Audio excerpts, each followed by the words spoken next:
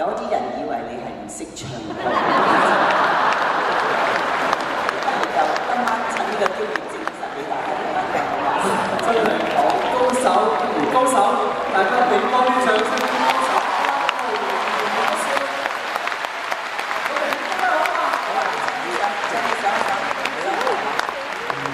喺路啊！你慢慢行。我哋呢個台咧，好似個棋盤咁啊，你喺度捉棋啊！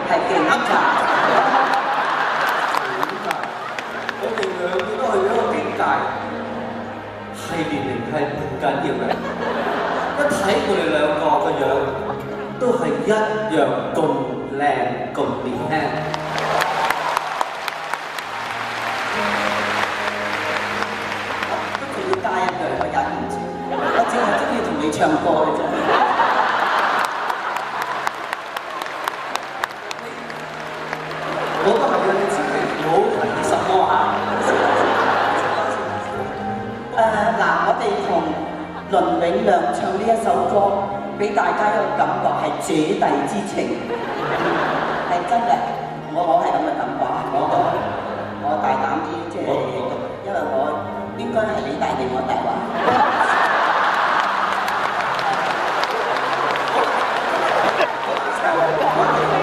你驚呢㗎？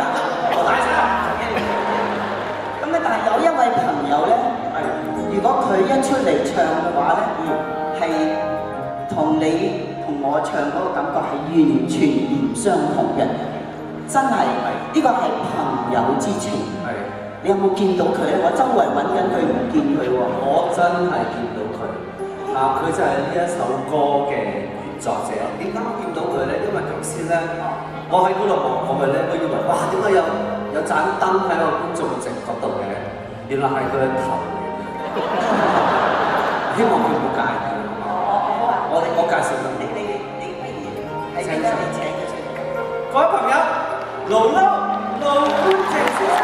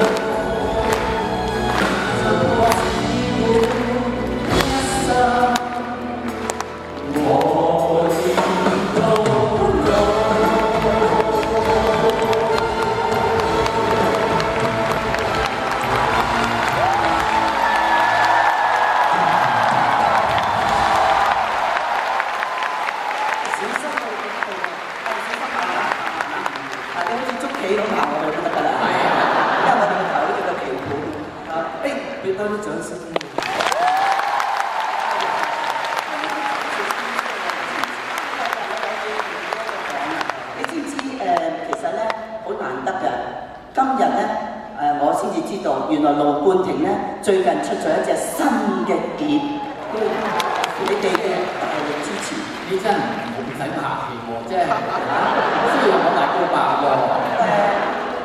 其實我唔係對你客氣，因為我係好想同個樂壇賣下廣告嘅啫。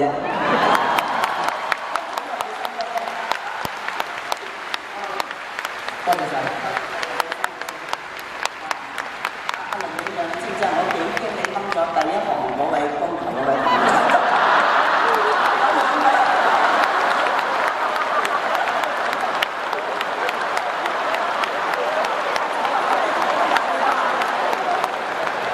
你中意盧冠廷都唔使中意到出晒面㗎，你不如你可唔可以兩位企起身？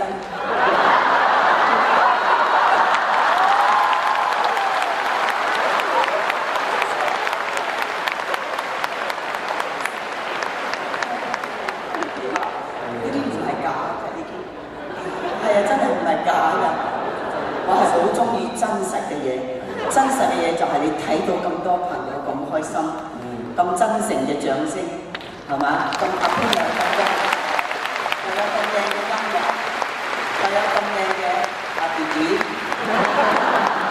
仲有我哋嘅殿堂級天后小姐。